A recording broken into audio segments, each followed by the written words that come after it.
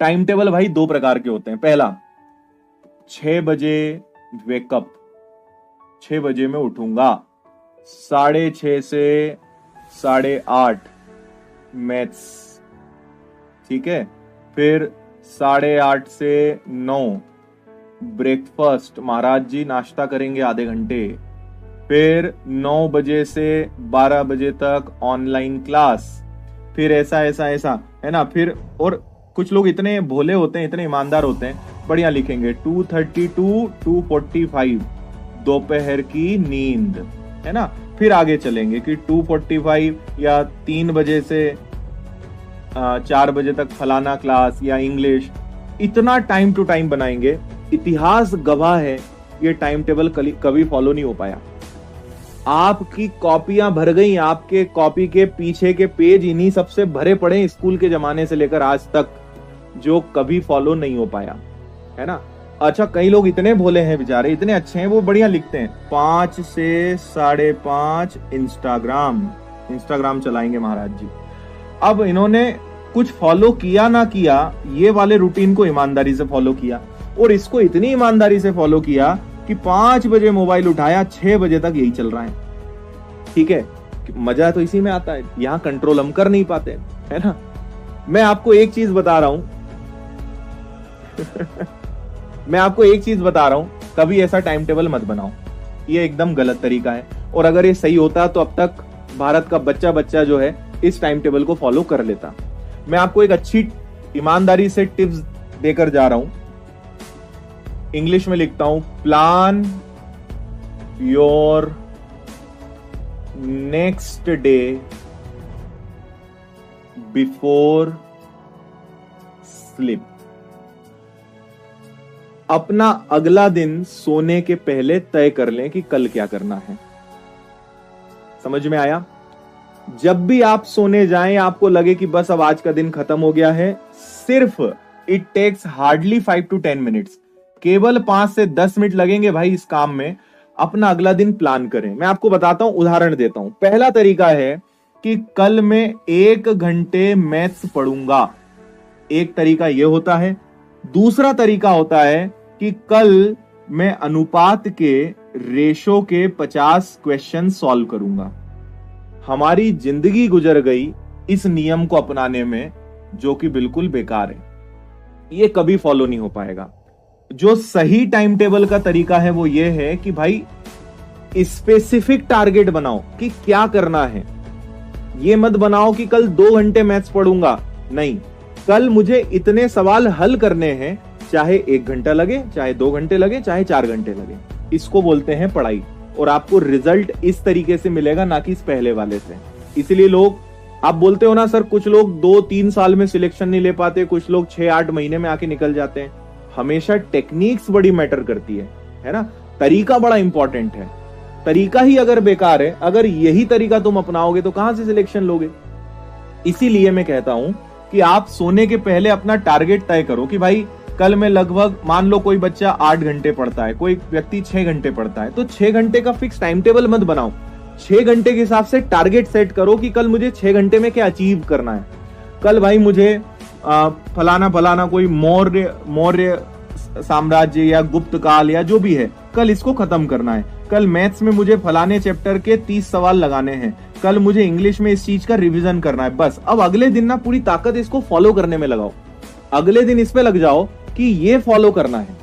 अब वो 5 घंटे में हो जाए, 6 में हो जाए, 8 में हो जाए, धीरे धीरे आपको इतना अनुभव हो जाएगा कि जितना समय आपके पास पढ़ने के लिए होता है उसके लिए कितने लक्ष्य निर्धारित करना जरूरी है।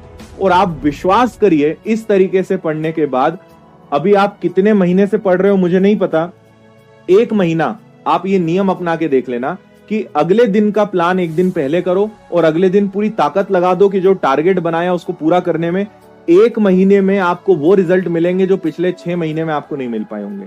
1 और 6 का अनुपात चलता है, 6 गुना आपकी स्पीड बढ़ेगी, 6 गुना आपके अंदर इंप्रूवमेंट आएगा। इसलिए सीधा गोल सेट करो। इसको मैं बोलता हूं कि अपना गोल सेट करो, अपना टारगेट बनाओ कि कल क्या करना है मुझे। आप लोग क्या करते हो, अब जब उठ जाए, आप लोग मूड के हिसाब से काम करते हो। आज तो ना मैथ्स पढ़ने का मन नहीं कर रहा, आज जीएस पढ़ लेते हैं। आज ना बहुत दिन से यार 15-20 दिन से इंग्लिश नहीं पढ़ी, आज थोड़ी इंग्लिश पढ़ लेते हैं। बहुत दिन से साइंस नहीं पढ़ा है, चलो आज आज बायो पढ़ लेते हैं। ऐसे पढ़ के तुम 5 साल तैयारी करो, कुछ नहीं होना है। This is called fifth year plan. इसको मैं कहता हूं पंचवर्षीय योजना। आप 5 साल में भी सिलेक्शन नहीं ले पाओगे। पंचवर्षीय योजना के आप एक बहुत ही एक्टिव किरदार बन चुके हो। एक टारगेट बनाओ। टारगेट कैसे बनता है? आपका पहला तो एक मंथ का टारगेट होना चाहिए कि भैया इस अगस्त महीने में मुझे क्या अचीव करना है। उस मंथ के टारगेट को 4 हिस्सों में बांटो तो वो वीक में बटेगा। उस हफ्ते के टारगेट को 7 दिनों में बांटो तो वो डेली टारगेट में तब्दील होगा। आपको पता भी नहीं चलेगा। आपने सोचा कि यार मुझे बहुत ज्यादा नहीं, इस महीने कम से कम मैथ्स के 400 सवाल हल करने हैं। तो 400 सवाल को जब आप 4 हफ्तों में बांटोगे तो हर हफ्ते में कितने सवाल आपके खाते में आए? 100। हर हफ्ते में 100 सवाल। जब आप इसको 7 से भाग दोगे तो पता चलेगा मुझे एक दिन में 14 से 15 सवाल ही करने हैं। अब सोचो, एक दिन में अगर कोई व्यक्ति 14 से 15 सवाल कर लेगा तो महीने में 400 सवाल उसके हल हो जाएंगे। बात समझ में आ रही है? तो छोटे छोटे टारगेट्स पूरे होते हैं ना, तो बड़ा टारगेट कब अचीव हो जाता है पता ही नहीं चल पाता। इसीलिए अपने टारगेट्स को पहले एक महीने का बड़ा गोल सेट करो कि मुझे इस महीने जीएस में इस विषय में इतना पोर्शन कवर करना है, मुझे इंग्लिश में इतना काम करना है, मैथ्स में इतना काम करना है। और ये अच्छा समय अभी अगस्त चालू ही हुआ है, बना लो टारगेट। उसको 4 हिस्सों में बांटो कि मुझे इस हफ्ते कितना, अगले हफ्ते कितना, और संडे संडे उसका रिव्यू करो, है ना। सोचो कि आप एक कंपनी चला रहे हो कि आपने टारगेट बना लिया कि भैया इस महीने मुझे 1 लाख कमाना है, तो 1 लाख को आप 4 हिस्सों में बांटोगे कि हर हफ्ते कम से कम 25,000 तो आना ही चाहिए। फिर आप देखोगे इस हफ्ते कितना आया, अच्छा इस हफ्ते 25 नहीं 20 ही आ पाया, अगले हफ्ते कवर करना पड़ेगा। बस ये बैलेंसिंग सीखनी है आपको, और इसको जब आप डे टू डे करोगे आराम से कर लोगे यार, कोई बड़ी बात नहीं है। तो आपका एक मंथली टारगेट हो, आपका एक वीकली टारगेट हो और आपका डेली टारगेट हो। और डेली टारगेट कहां से आएगा? यहां से। Plan your day before sleep. सोने के पहले अगले दिन का प्लान करिए, और अगले दिन कुछ नहीं सोचना है, एक ही लक्ष्य है, जो सोचा है वो पूरा करना है, जो टारगेट लिया था उसको पूरा करना है। ये आपका मेन टारगेट है। बात समझ में आया? तो टाइम टू टाइम शेड्यूल मत बनाओ, अपने सोने का उठने का टाइम फिक्स रखो, खाने का समय फिक्स रखो, क्लासेस का समय फिक्स रखो, पढ़ने का समय फिक्स रखो, और टारगेट से पढ़ो कि इतना मुझे अचीव करना है। और सोने के पहले आपको खुद से एक सवाल पूछना है कि क्या आज के दिन मैं जितना बेस्ट कर सकता था, मैं जितना सर्वश्रेष्ठ अपना दे सकता था, क्या मैंने दिया? उसका जवाब हां आ रहा है तो आप सही जा रहे हो। अगर उसका जवाब ना आ रहा है तो सुधार की गुंजाइश है। आप दुनिया में मुझसे झूठ कह सकते हो, मम्मी पापा से झूठ बोल सकते हो, दोस्तों से झूठ बोल सकते हो, खुद से नहीं बोल सकते। आप कोई भी व्यक्ति अपने आप से झूठ कैसे बोल लेगा? उसको तो पता है ना उसके पूरे कुकर्म, उसको तो पता है ना उसने क्या क्या कांड करे हैं, उसको तो पता है ना कि उसने आज क्या मक्कारी करी है। कोई खुद से झूठ नहीं बोल सकता। सोते समय आपको एक संतुष्टि होनी चाहिए, मतलब खुद की पीठ थपथपाने की इच्छा होनी चाहिए कि वाह यार बेटा बहुत अच्छा काम तू कर रहा है, और आज जितना अच्छा किया जा सकता था वो तूने किया। और नहीं तो खुद को तमाचे मारने की भी इच्छा होनी चाहिए कि क्या कर रहा है यार तू, आज तूने फिर 4 घंटे खराब कर दिए। खुद से सच बोलना सीखिए, खुद को सामना करिए, और रोज अपना इट टेक्स ओनली 5 मिनट्स, केवल 5 मिनट लगते हैं, आज के दिन भर को रिकॉल करो कि आज तूने कहां समय खराब करा यार, आज क्या अच्छा कर सकते थे, आज कहां गड़बड़ किया। खुद से झूठ मत बोल।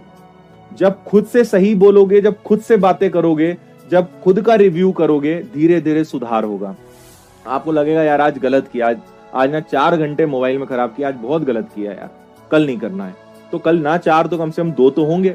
पर जब खुद को फेस करोगे, जब खुद को खुद में देखोगे, तब आप इन चीजों को सही कर पाओगे, है ना।